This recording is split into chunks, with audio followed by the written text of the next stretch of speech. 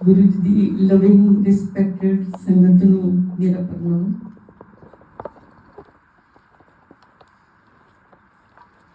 गुरु जी दे बारे च बोलना। I hope you understand Punjabi और हिंदी।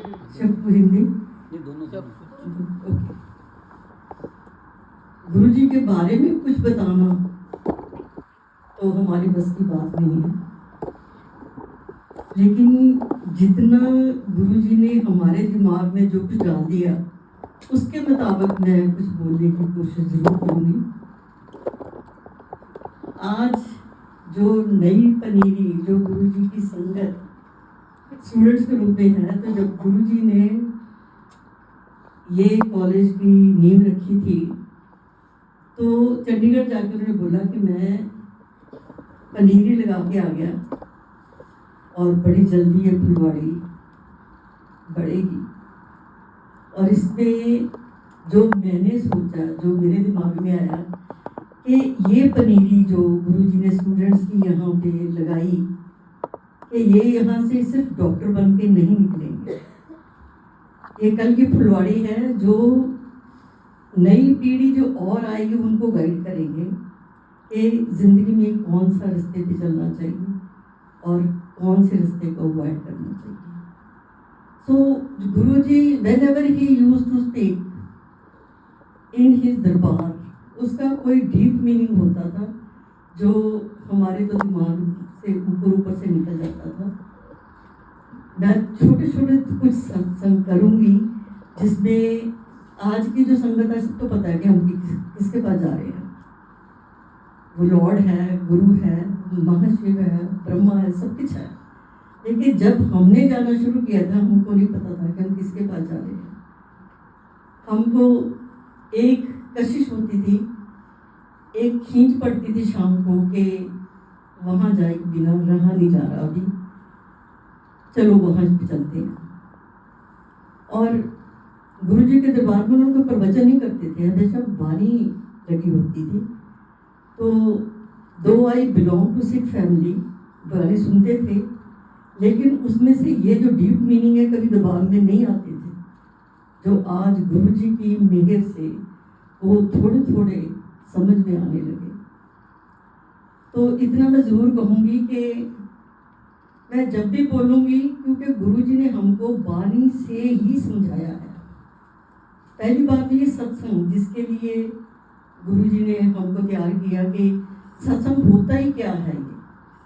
ये है कि गुरु जी ने जो ब्लेसिंग्स जो हमको दिया है उसका गुणगान करना है।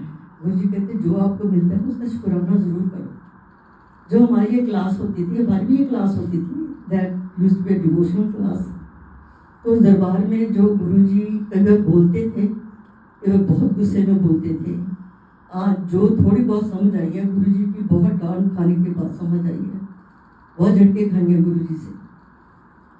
तो गुरु जी कहते जो कुछ मिला है, जो कुछ आपकी किस्मत में है, that is pre written, that is inscribed on your forehead before taking birth, before coming into this world.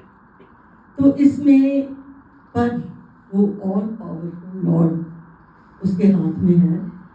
अगर हमारे कर्म ऐसे हैं, ये कर्मों जो ये वाणी है डिपेंड्स ऑन अवर कर्मास, पिछले युग के जो कर्म हैं उनके ऊपर डिपेंड करती है।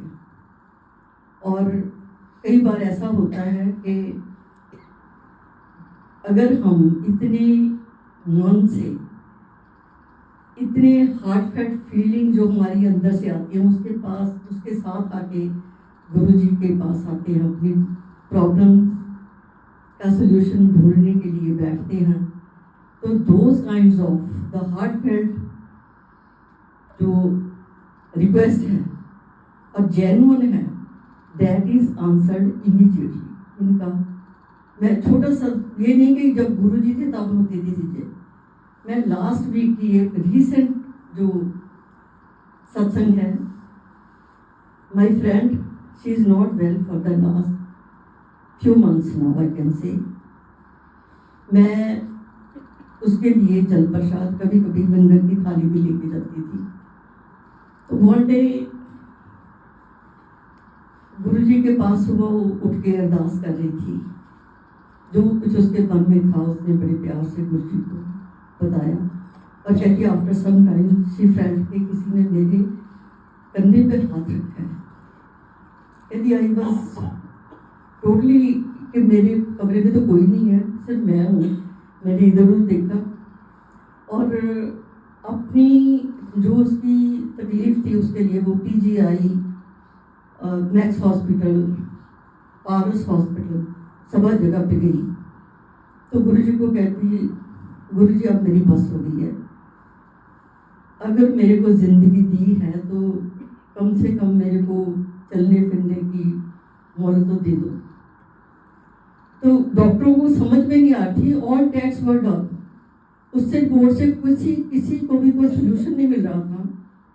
तो कहती मेरे को कमरे से पीछे से आवाज़ आई कि यहाँ जो तेरे को तकलीफ है, नाड़ियाँ इकट्ठी हो गई हैं, it is contraction in the veins.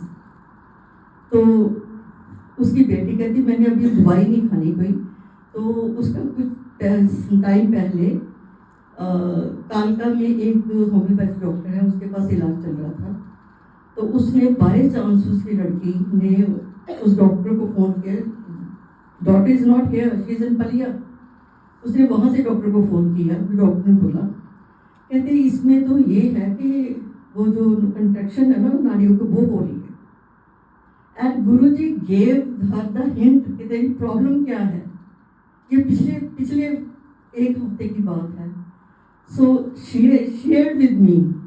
वो गुरुजी के दरबार में आई नहीं, गुरुजी का जल प्रसाद में उसको पहुंचाती रही, और वो अरदासें उसकी थी।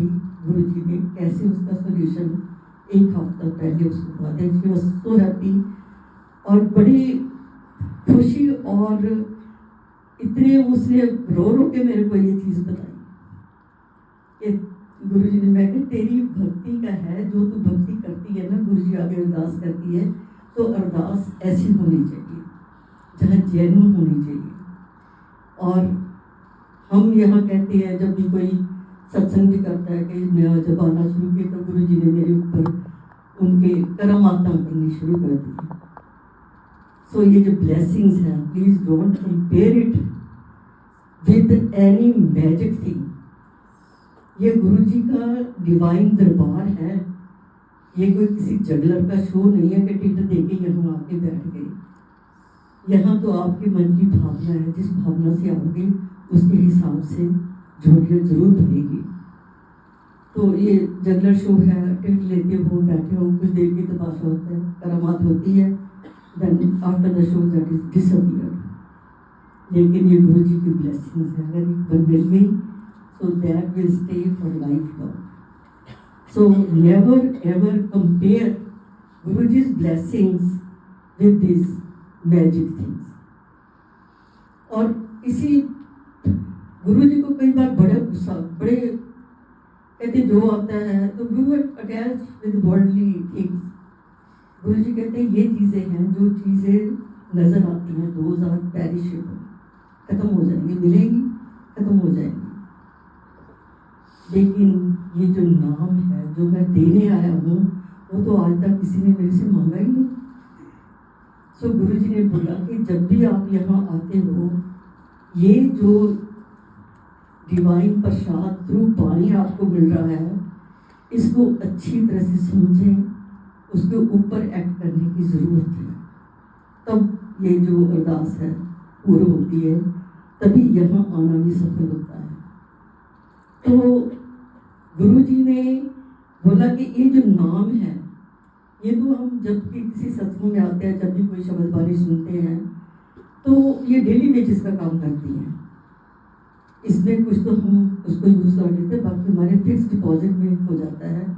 ये वो नाम, ये वो करेंसी है जो इस दुनिया में भी है, और जो वर्ल्ड आफ्टर दिस हमारी नेक्स्ट जर्नी है उसके साथ भी जाता है।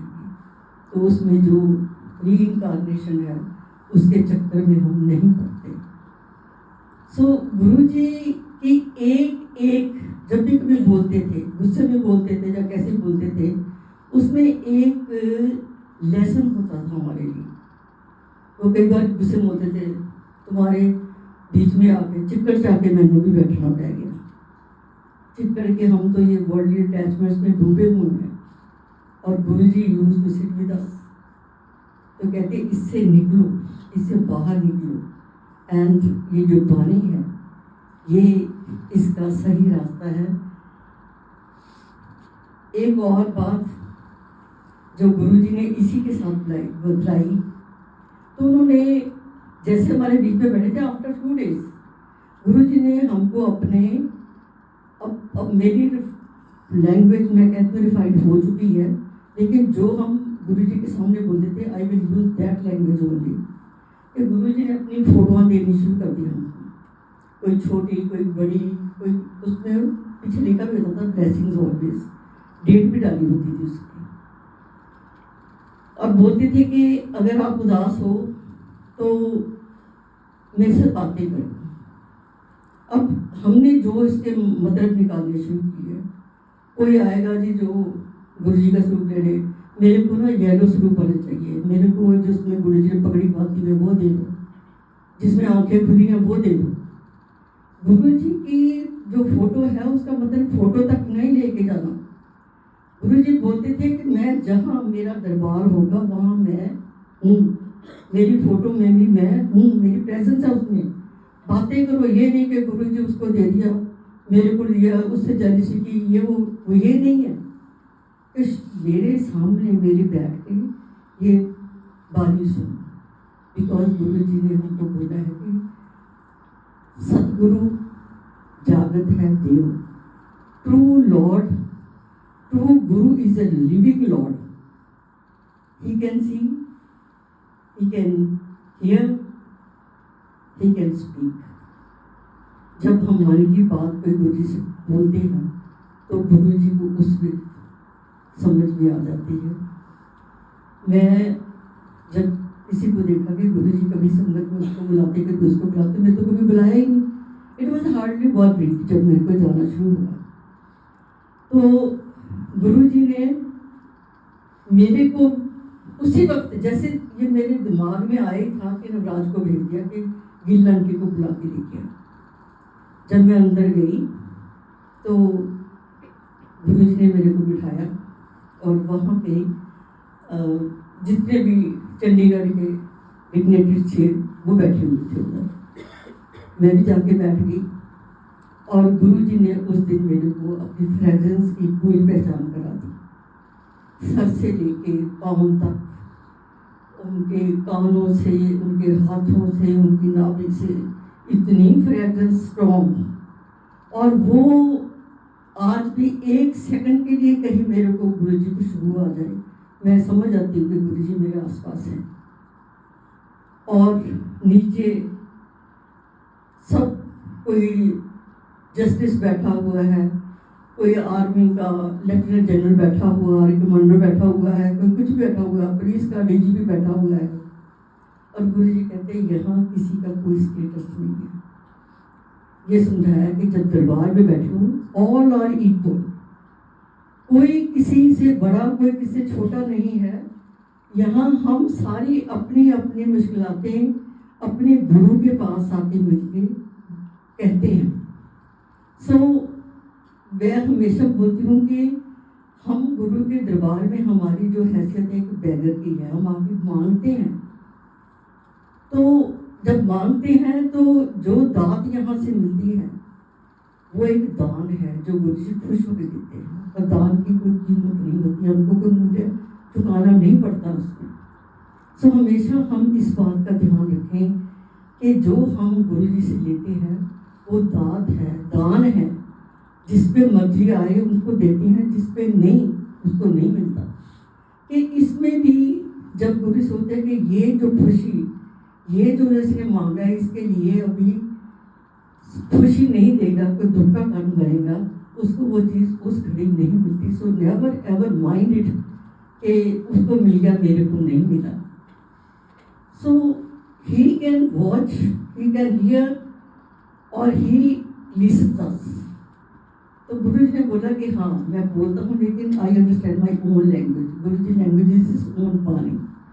ये शब्द जो है ये गुरु जी के उच्चारण किए हुए हैं कि ये बानी जब भी है तो उस वक्त के हालात के मुताबिक ये बानी रची है, क्योंकि हमारे में से सारे हमारे जैसे लोग होते थे तभी ज़माने में भी, जिनको सब ऐसी मुश्किलातें आती जो हम फेस कर रहे हैं, इकोनॉमिकल है, फाइनेंशियल है, सोशल की कुछ भी है, ऐसे प्रॉब्लम्स लेके तभी भी लोग आते होंगे, तो देखते होंगे प्रिवेलिंग इन द सोसाइटी, तो उसके ऊपर ये बानी रची हुई है। तो हमको किसी किस्म की कभी भी कोई प्रॉब्लम आती है तो गुरु जी कहते हैं मेरे से बातें करनी है ना तो बानी लगाओ। I will answer, I understand my own language because it's बानी। इसको सुनो, समझो, हर चीज़ का सोल्यूशन इसी से मिलना है। और उसके बाद कि उन्होंने बोला कि दो चीज़ों का ध्यान रखो आप, एक भाव, एक भाव। भाव होता है जिसका डर कि हम गलत काम करने लगे हैं, हमको दिमाग में जाए he is watching us, so we should be very careful, very aware about all the things कि जब भी हम कोई बुरा काम करते हैं our Lord is watching us. और प्यार, जब हमको ये पता चल गया कि सब गुरु जी की परमात्मा की क्रिएशन है, इसका ध्यान वो ही रख रहे हैं, तो हमको किसी से कोई भी वैर जेलसी नहीं होनी चाहिए। ये जो फ्रेंडशिप का माहौल होगा तब ना झगड़े होंगे, ना क्लेश होगा, ना चोर होगा। तो ये दो चीज़ों का गुरु जी ने बोला कि ध्यान रखना है। सो गुरु जी के दरबार में जब बैठे थे तो उसमें कोई भी, जैसे किसी ने किसी का घर दबाया हुआ है और जिसका घर दबा हुआ है वो भी, मालिक भी और जो इसने गया किया वो भी बैठे होते दोनों। एक दिन क्या हो गया, दोनों ही, एक ने गुरु जी की लेफ्ट आर्म पकड़ी हुई है, एक ने राइट, दोनों दोबारे हम सोचते थे कि ये अब क्या होगा इनका।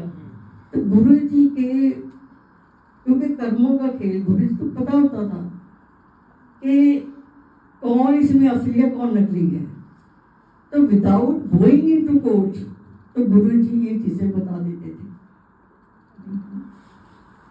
सो ये जब भी हम गुरु जी के दरबार में जाते थे तो हमारी पूरी बॉडी स्क्रीनिंग होती, जब मत्था देखते थे ना पता चलता था ये है कौन, पिछले कर्मों में भी इसने क्या किया हुआ है, आज ये कहाँ से आए हैं, कहाँ से जा रहे हैं, दिमाग में क्या लेके आए हैं। सो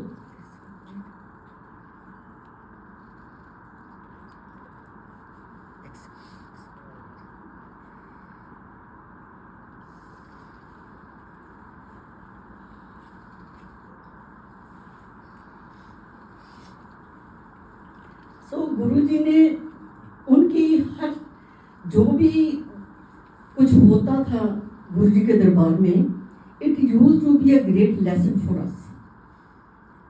तो जैसे जैसे गुरु जी ने हमको किसी भी चीज के बारे में बताया, पहले तो ये कि जब हम आते हैं गुरु जी की मर्जी के बिना कुछ नहीं होता। आप जपाए जपे सुनाओ, आप गवाए सो हर गुन गाओ। अगर हम यहाँ पे आके बैठे हैं, हमारी मर्जी नहीं थी, ये गुरु जी का बुलावा था कि हम यहाँ तक पहुँच पाए। अब मेरे हाथ में माइक आ गया, ये नहीं कि मैं जो कुछ है मेरे दिमाग में मैं बोल जाऊँ, ये कभी, it is not a speech, it is filtered speech, filtered by Guru ji, क्योंकि उनको पता है शब्द लगते हैं वो भी गुरु जी की मर्जी से लगते हैं। देखो घर में भी हम सत्संग करवाते हैं, लिस्ट बनती है, हम 2-4 बारी कोई ना कोई शब्द बदल देते हैं, किसको ऊपर कभी नीचे, किसको ये नहीं डालना वो डालना है। ये गुरु जी की मर्जी होती है, उनको पता है संगत कैसी आ रही है, किसको को किस प्रॉब्लम का क्या सोल्यूशन चाहिए। मैं सत्संग, मेरे पास इतना खजाना है तो मैं, गुरु जी मेरे को किस टॉपिक पे बुलवा रहे हैं, गुरु जी को पता है कि संगत क्या बैठे, इसको क्या चाहिए। सो ये जो चीज़ें गुरु जी ने हमको बताई, फिर उन्होंने बोला कि अमृत वेला। सो अमृत वेला अगर कोई अवेल नहीं कर सकता किसी के कोई काम होता है कुछ और, तो हमने अपनी फैमिली लाइफ भी लीड करनी है। तो उसमें गुरुजी ने कुछ इतनी ज़्यादा स्ट्रिक्ट रिस्ट्रिक्शंस भी नहीं है कि बहाना मार दो कि हम ये नहीं कर सकते। बहाने की यहाँ कोई गुंजाइश नहीं है, नो एक्सक्यूजेस। कि अगर आपको जब टाइम मिलता है, आप सपोजिंग कि बच्चे छोटे हैं, स्कूल जाना है, हस्बैंड ऑफिस जाना है, बोलोगे मेरे पार्ट का टाइम हो गया है। सो जो कहते घर में अगर माहौल ठीक रहता है ना, तो वो भी एक पार्ट है। तो आप घर में जो है हस्बैंड वाइफ का मिलजुल, घर में अगर जॉइंट फैमिली हो उसमें मिलके रहना, ये भी एक गुरु की ब्लेसिंग होती है। तो उन्होंने बोला ये कि उठत बैठत सोवत जागत एहे मन तुझे त्याई।